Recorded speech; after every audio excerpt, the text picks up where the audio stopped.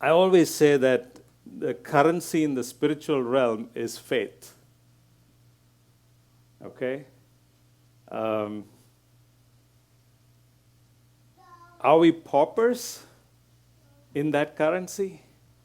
Are you a pauper? Or are you rich in the currency of the supernatural, in the currency of the spiritual?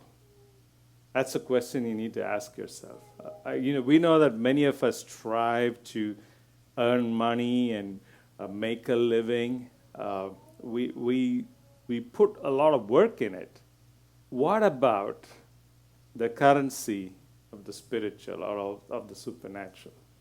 Do you put work in it, or you just expect it to just come?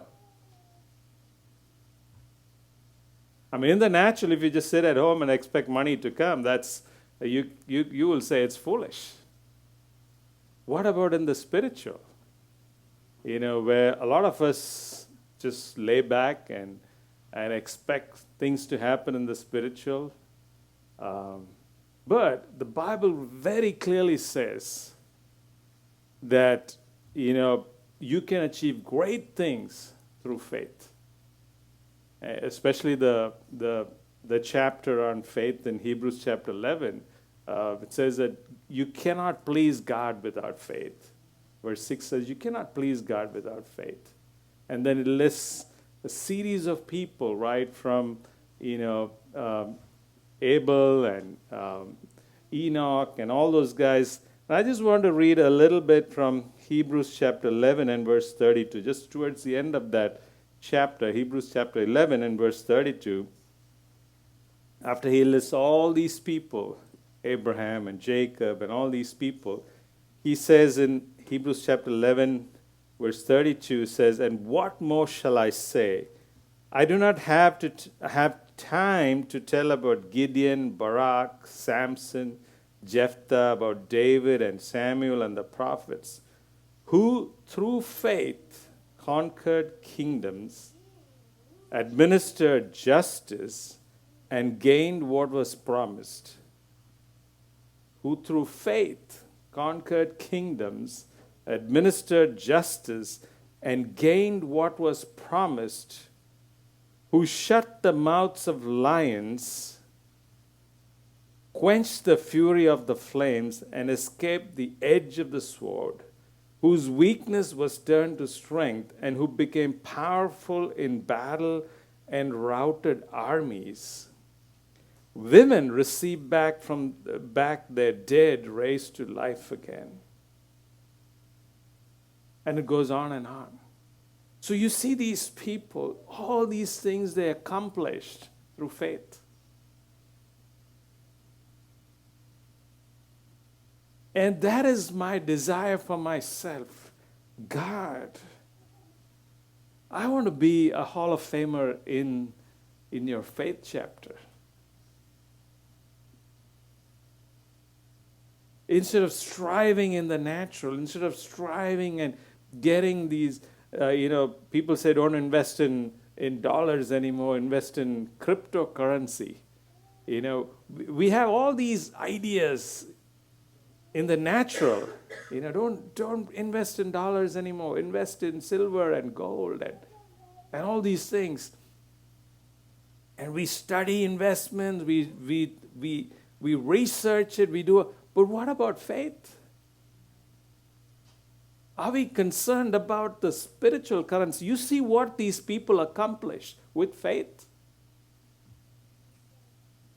And so today I'm going to talk about, we have studied about faith a lot. I'm just going to talk about how we can get more faith. It's not an easy subject. I don't have all the answers, but I'm going to talk about how we can get more faith. So if you can turn to Romans chapter 10 and verse 1, I'm going to read a few verses. Romans chapter 10 and verse 1 says, "Brothers and sisters, my heart's desire and prayer to God for the Israelites is that they may be saved. For I can testify about them that they are zealous for God, but their zeal is not based on knowledge. Since they do not know the righteousness of God and sought to establish their own, they do not submit to God's righteousness. Verse 3, again I'm going to read. Since they did not know the righteousness of God and sought to establish their own. So this is talking about people caught up in Judaism. They're all about the Jewish faith, their laws and keeping the laws and all these things. They did not know the righteousness of God and sought to establish their own. So they're trying by works to reach God for salvation. They're trying everything by works. And verse 4 says, Christ is the culmination of the law so that there may be righteousness for everyone who believes. Moses writes about the righteousness that is by the law. The person who does these things will live by them. So, in essence, I just want to show you here it's a righteousness.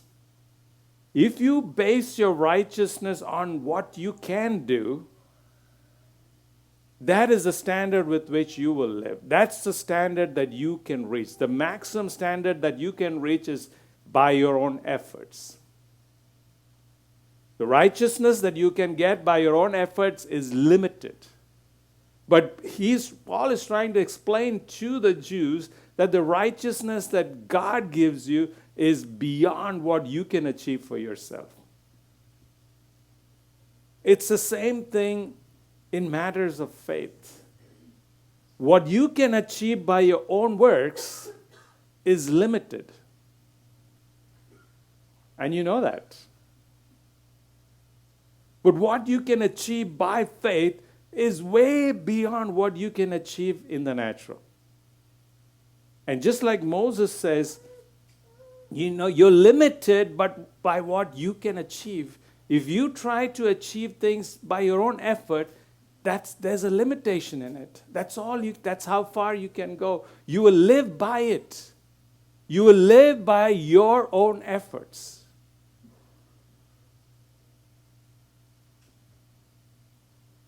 There are so many examples, and G-Man talked about some of it today, especially the feeding the 5,000. There are so many examples. I'm going to just quote a little bit here and there. It's Matthew chapter 8, talking about the centurion. In verse 8, the centurion replied, Lord, I do not deserve to have you come under my roof, but just say the word and my servant will be healed. So this centurion's servant is sick, and he comes to Jesus. Here you have a pagan man, a Roman man.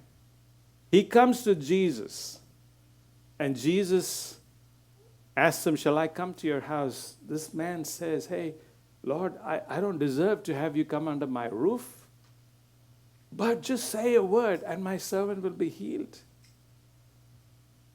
And then he says, for I myself am a man under authority and with soldiers under me. I tell this one, go, and he goes, and that one, come, and he comes. I say to my servant, do this, and he does it.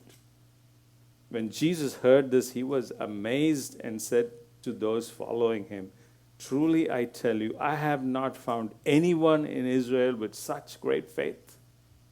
I have not found anyone in Israel with such great faith. Here you have what was called the people of God, the people who had faith, the people who knew God.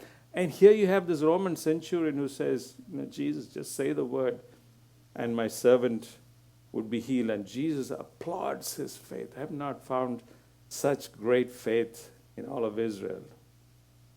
And in verse 11 it says, I say to you that many will come from the east and the west and will take their places at the feast with Abraham, with Isaac and Jacob in the kingdom of heaven.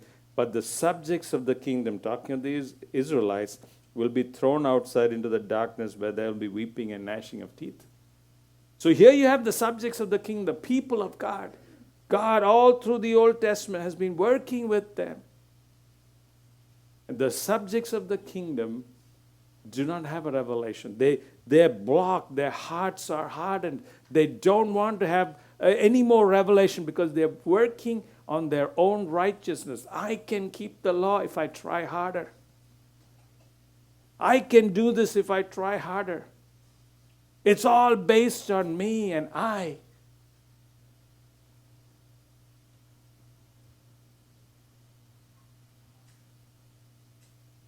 In verse 13, then Jesus said to the centurion, "Go, let it be done just as you believed it would." And his servant was healed at that moment. Go, let it be done just as you believed it would. Just as you believed. How much faith you had. Just as you believed it would, let it be done to you.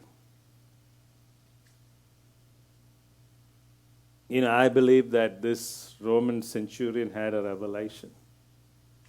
Had a revelation of who Jesus was.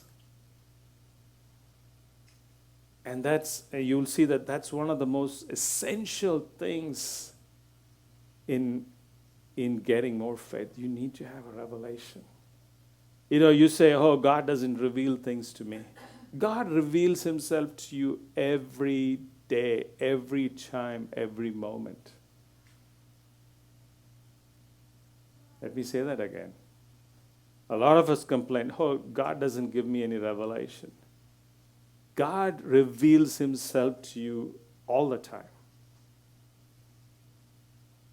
The question is, are you listening?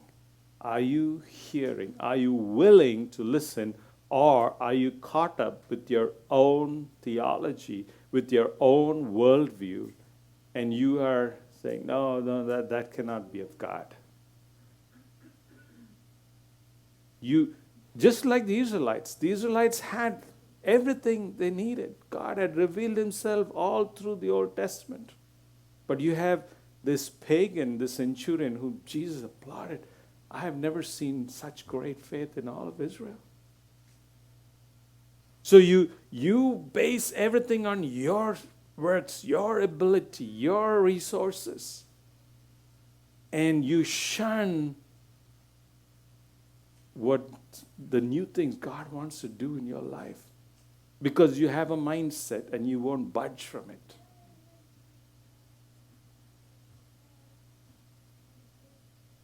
Then you have in Matthew chapter 9, I'm just going to give you a few examples to encourage you. In Matthew chapter 9, you have this woman with the issue of bleeding, or the issue of blood.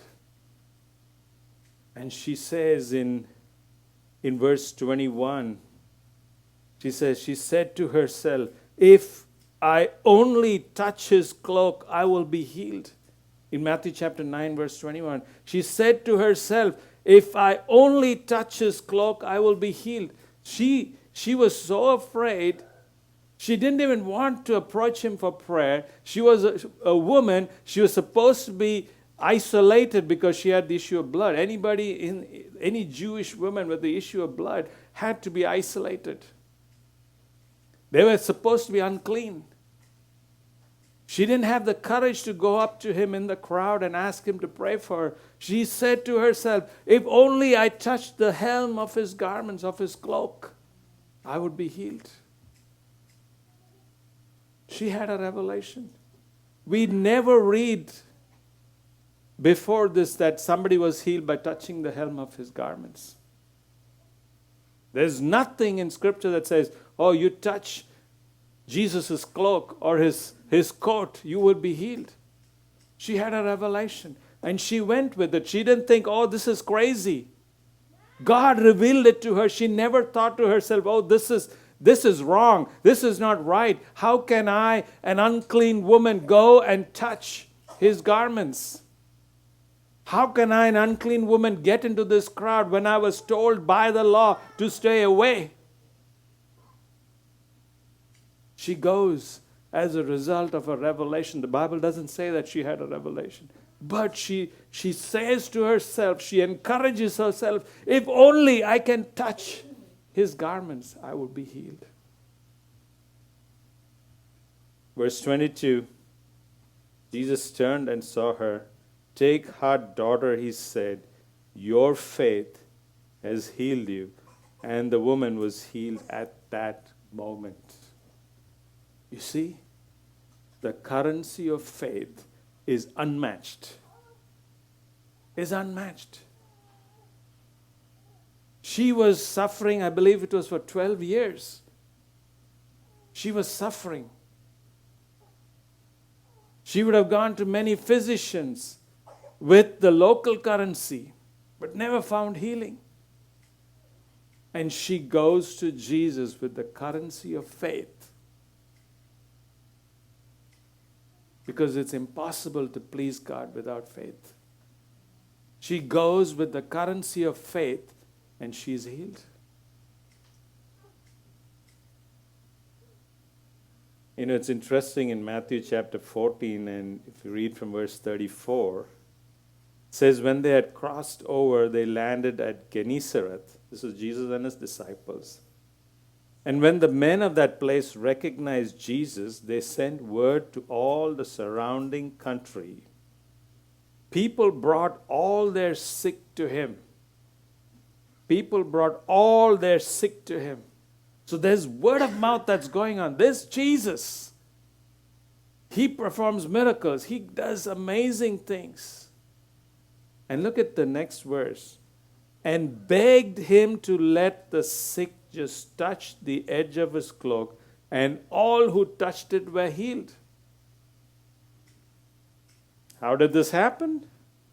The only thing before that said that you touched the edge of his cloak was when the woman did it and she was healed. I believe this word about this woman who touched the edge of his cloak and got healed, that testimony spread like wildfire. Matthew chapter 9, the woman with the issue of blood touches the edge of his garment. She had a revelation. She exercised her faith, used the currency of faith, and reached out and touched his garments. Now it's become, everybody's revelation. What revelation one person gets, it's become everybody's revelation now. That is why testimonies are so powerful. Hey, guys, I prayed and this happened. This thing happened to me. God did a miracle in my life. What does it tell the other person? Wow, if God did this to you, he can do this to me. I'm passing on that currency to the other person. Testimonies are powerful. That's why I always ask people to come and share their testimonies, because that's distributing your faith to others, giving your currency to others, sharing your currency with others. And what this woman with the issue of blood accomplished, large crowds of people were able to accomplish because of her testimony. People begged Jesus, can we touch your garment? Can we touch your cloak? Can you imagine that scenario? Jesus standing there, huge crowds, and they're begging, can we come touch your cloak? Can we come touch your garment?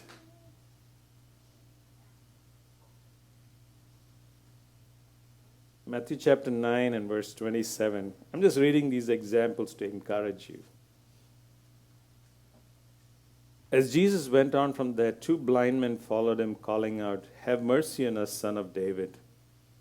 Verse 28, when he had gone indoors, the blind men came to him and he asked them, do you believe that I am able to do this? I mean, why would Jesus ask them this question? They came to him for healing, and Jesus asked them this question, do you believe that I am able to do this? Yes, Lord, they replied. Then he touched their eyes and said, according to your faith, let it be done to you. And their sight was restored. According to your faith, let it be done to you, and their sight was restored. The first way that we can receive more faith is by revelation. And as I said, God is constantly revealing himself to you. He's constantly revealing himself to you. How receptive are you to revelation? Are you going to say, oh, I know this, I know how to handle this, I know everything about scriptures, you don't have to tell me? Or when somebody preaches to you or talks to you, you have a revelation, and you say, oh, you know what, oh, okay, that's all good in theory, but it doesn't happen in practice. So you're shunning revelation. In the passage of Romans chapter 10 and verse 17, it says, consequently, faith comes from hearing the message, and the message is heard through the word about Christ. Faith comes from hearing the message, and the message is heard through the word about Christ. Faith comes from hearing. Hearing what? Hearing the message. Hearing the revelation. In fact, the word used there is the rhema word. I preached on this a couple of years ago, I think, the rhema word. Faith comes from hearing the rhema word. It's not talking about the logos. It's not talking the written word. You read the written word, you have to have a rhema or a revelation of the written word. Or you hear somebody, you need to still have a revelation. Whatever you hear from me today goes to your head, but that needs to translate to your heart, to your spirit. It needs to become a revelation for you. If it doesn't become a revelation for you, it doesn't change. It doesn't change your faith. So whatever I say here today, it needs to become a revelation. It needs to become a part of you. Jesus says, unless you eat of my flesh and drink of my blood, you have no part in me. We got to take him completely, whole and whole, digest his word. Jesus is the word, and we're supposed to consume of him.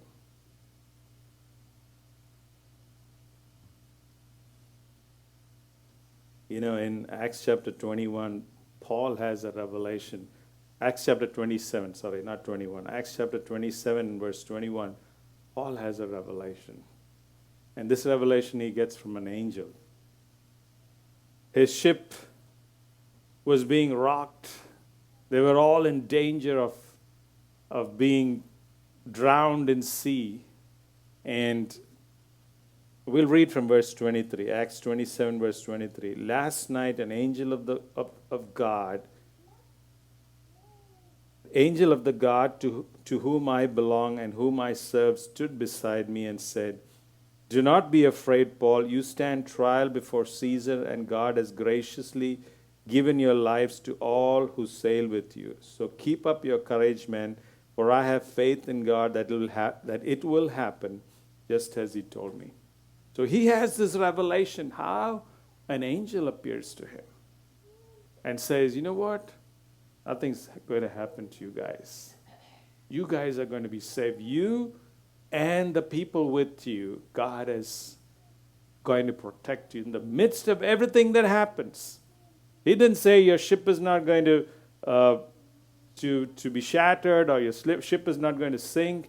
He didn't say anything like that. Your lives, yours and the people with you are going to be saved. And Paul assures the crew of the ship that nothing's going to happen to them. Take courage. Nothing's going to happen to you guys. A revelation that Paul received. I've never had any angels come to me. It's not that it's impossible, but here you have an example of an angel of God coming and giving him a revelation. And how Paul anchors his faith on that revelation. It's really interesting to watch people climb rocks or climb mountains, the sheer, like rock climbing. I don't know if you've noticed, they're looking for crevices in these rocks to hold on to. It's a matter of life and death. But they're looking for these crevices on these rocks to hold on to put their feet into and hold on these sheer faces of rocks. I mean, it's scary watching them, do that. So what are they anchoring there? They're anchoring everything on these crevices in the rocks. The same way you need to learn to anchor your faith on something. Let me say that again. You need to learn to anchor your faith on something. Either the promises of God, the revelation of God, the nature of God, whatever it is, you need to learn to anchor your faith on something. Unless you anchor your faith on something, your faith will not work. I'm just trying to be really practical here. Jesus was walking on water. The disciples were in the boat. And Peter says, Lord, if it is you, ask me to come, and I will come. Peter knows that if Jesus says come, he should be fine. He's looking for that crevice in the rock to hang on. And Jesus says, Peter, come. And Peter gets out of the boat and starts walking on the water. He's anchoring his faith on what Jesus said. Peter, come. So I encourage you guys to learn to anchor your faith on something. Faith needs something to hold on to. Faith is belief in the unseen. But it needs something to hold on to. And you hold on to whatever it is. In this case, in Paul's life, it was a revelation that the angel brought to him. There are times when you have a revelation. I've said this many times, many of you may know, but some of the new people may not know. When we were in the Middle East and all 6 of us had to go for the interview to come to the United States, God had promised us that, that we were going to come here. I didn't want to, but God promised us that we were going to come here. So we go to this interview, and the guy looked at our papers, he looked at everything, and he told us that, with this one person's salary of $17 an hour, you will not be able to live there in the United States. For 6 of y'all. He said, check with your employer, ask them to change the contract and increase this contract, the salary. And we went back, we called the employer, they said, no, this is all we can offer. We had wound up everything. We gave up our rental home, we gave up our cars, we packed all our stuff. We were ready. We never expected that they would say no. Because we trusted what God said. God promised us that you guys are going to go. He even gave me the date, the exact date in a revelation. And so we were sure. We were sure that we would get our visas. She resigned her job. We gave up our apartment. We gave up our cars. All our things were in boxes. 10 years we lived there. We packed everything, ready to go. And there we are, all 6 of us lined up, waiting a couple of hours outside in the hot sun. 120 degrees. And they denied us our visas. We were broken. We were devastated. You could only imagine. We gave up our jobs. We gave up everything, and we were ready to go based on the promise of God. And they denied our visas. I went home and I prayed. I said, God, what's going on? The revelation I received is, the battle belongs to me. Go back. This was a Wednesday. In the Middle East, Thursday and Friday is like Saturday and Sunday. And Saturday was the next working day. We go on Saturday. Nothing changed. The contract is still the same. We gave our papers. They said, come collect your visas in 2 hours. The battle belongs to God. There was nothing that we could do. We could have just said, oh, this is foolishness.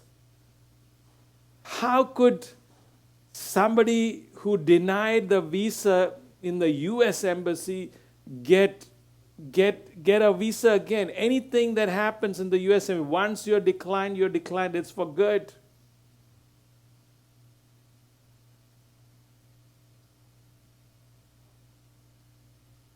Nothing changed from our end. But God acted upon it. How He did it, I don't know. I don't know to this day what happened. But God did it. I didn't base anything on what I could do. I just had a revelation. And it was not an audible voice. As I prayed, I just had this thought. The battle belongs to me. And I said to myself, the battle belongs to God. It's not my battle to fight. I'm going back on Saturday. There was no angel. There was no somebody who came and prophesied. I just felt in my mind the battle belongs to God. And I went back. The currency of faith. That is the currency of faith. I could have just, lost everything, cried, wept, and, packed our bags and gone back to India because there was no other choice. We both resigned our job. We both didn't have jobs. We packed up everything. There was no other choice. We took the kids out of school. But the currency of faith worked. No other currency would have worked at that time.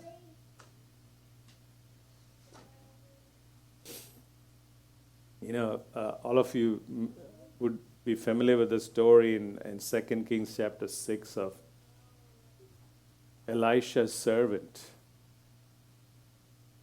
He looked out the window and he saw the armies of the enemy all around them, surrounded them. And he asked Elisha, what do we do? Where do we go? What do we do? We can't even escape. We're surrounded. And what did Elisha say? Those who are with us are greater than those who are against us. And he prays and says, let his eyes be opened. When the servant's spiritual eyes were opened, he looked out and he saw angels all around them. A revelation. A revelation. That's what we need. We need to have a revelation. It's only by revelation that faith works. I can hammer this down day in and day out, but unless you have a revelation of it, you're just going to, like the Israelites, work by my works. I'm going to achieve this. By my works, I'm going to overcome this. But you need to have a revelation say, no, it's not by my works, it's by what he can do. Romans chapter 1 in verse 11. Another way that we have faith is when we are encouraged by each other. The first way is revelation. Another way is encouraged by each other. Just like we saw the testimony of this woman with the issue of blood had completely changed the dynamics of that region. Romans chapter 1 verse 11 says, I long to see you so that I may impart to you some spiritual gift to make you strong. That is, that you and I may be mutually encouraged by each other's faith. So my faith should be able to encourage your faith and build your faith. My faith builds your faith builds my faith. Let's encourage each other.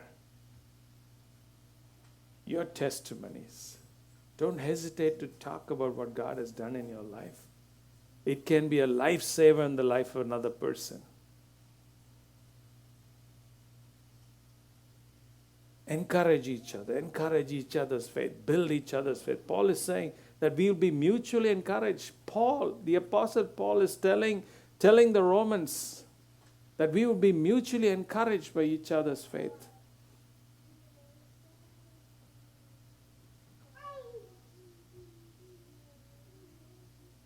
Hebrews chapter 6 and verse 11 says, we want each of you to show the same diligence to the very end so that what you hope for may be fully realized. We do not want you to become lazy, but to imitate those who through faith and patience inherit what has been promised. I don't want you to become lazy, spiritually lazy, but to imitate those who through faith and patience inherit what has been promised.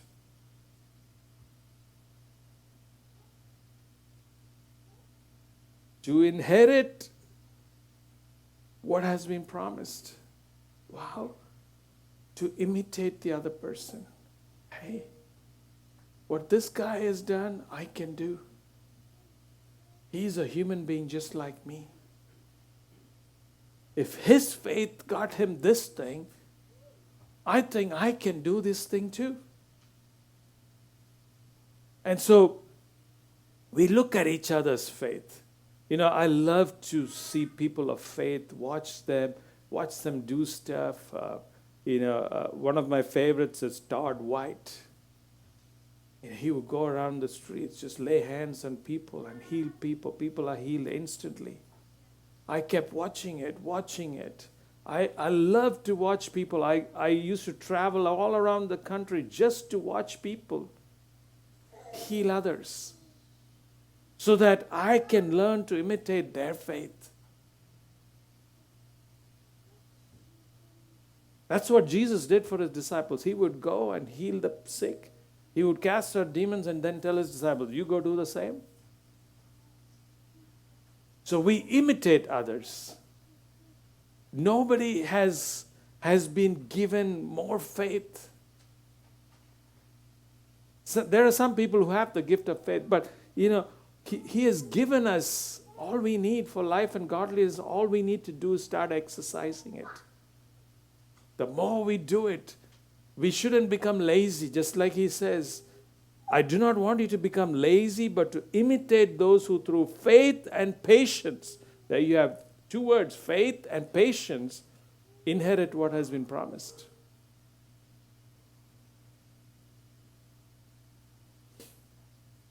So we increase our faith through revelation. Be sensitive to what God speaks to, even if it's just a thought. The battle belongs to the Lord, came into my mind, and I took it as a promise from God, and I went back.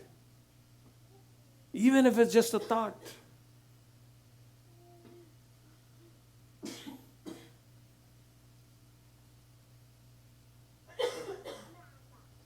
So revelation, encouragement from each other. And then the third one is the nature of God. Hebrews chapter 11, verse 11. And by faith, even Sarah, who was past childbearing age, was enabled to bear children because she considered him faithful who had made the promise.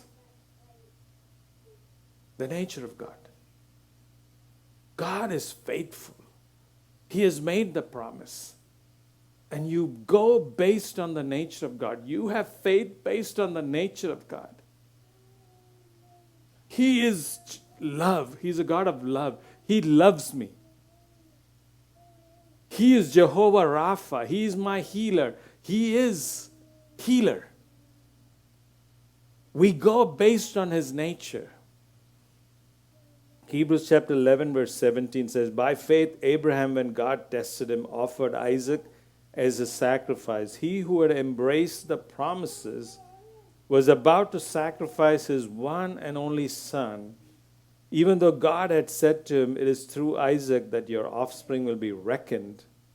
Verse 19, Abraham reasoned that God could even raise the dead, and so in a manner of speaking, he did receive Isaac back from the dead.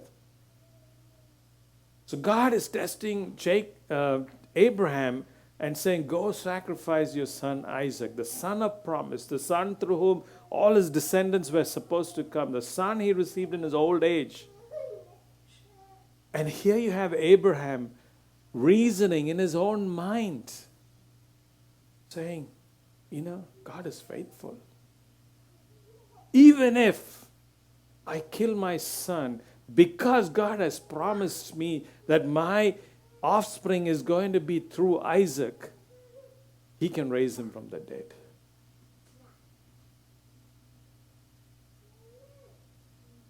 And so this Mother's Day, if I don't mention mothers, then I didn't give a Mother's Day message.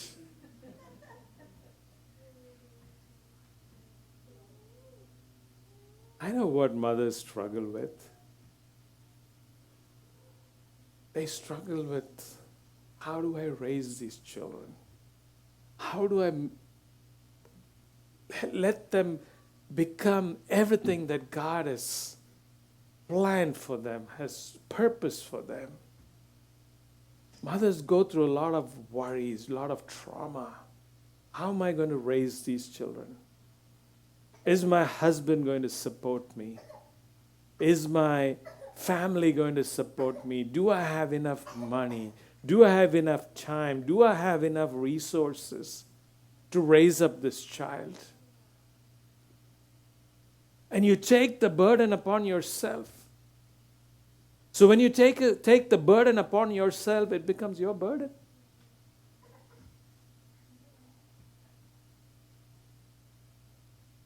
I remember my mom. She used to be always worried about me. Always. Only child. All her investment in this one property. Only one portfolio. And man, I was stressed out. Like, I had no room, no breathing space. She would worry about me. If I'm 10 minutes late, she would think the worst has happened to me. And worry and worry and worry. Malayalam is a language that my parents spoke, and that's the language we spoke at home. In Malayalam, the word for worry is mana prayasam. Mana is mind, and prayasam means burdens. The word for worry is manaprayasam in Malayalam. And I used to call my mom Mrs. Manaprayasam. She was constantly worried about me.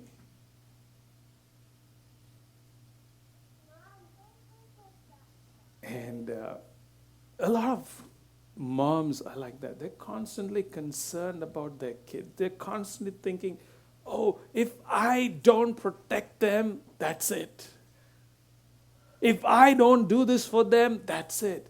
If I don't have enough money, that's it. We put all the burden on ourselves. The moment you put the burden on yourself, that's your burden. Just like Paul said in the book of Romans, if you live by the law, that's what it's going to be. It's going to be your burden. If your righteousness is by the law, that's going to be you will live by it. That's going to be your problem. The same way, if your children becomes your problem, your resources, the resources around you, your spouse or your family or everything, it becomes your problem. And you die to yourself trying to raise these children. And so as moms, I understand that you love your kids. I understand that you want the best for them. But don't make this your burden. Don't make this your burden. If you make it your burden, it remains your burden. And so this Mother's Day, I urge you, moms, don't make this your burden. Live a life of faith. Let God speak to you. Let His revelation be what let faith arise by revelation. Let faith arise by His nature. Let faith arise by being encouraged by others' testimony, by the encouragement of others. And let your life change. Let Him carry your burden. Cast your burdens on Him. Why? Because He cares for you. He cares for you. That's His nature. And He has said, cast your burdens on me. Cast it on me. Cast it is the word cast is like you put your offering. You cast it. After you cast it, you don't grab it back. It's gone. Let your children be God's burden and not your burden.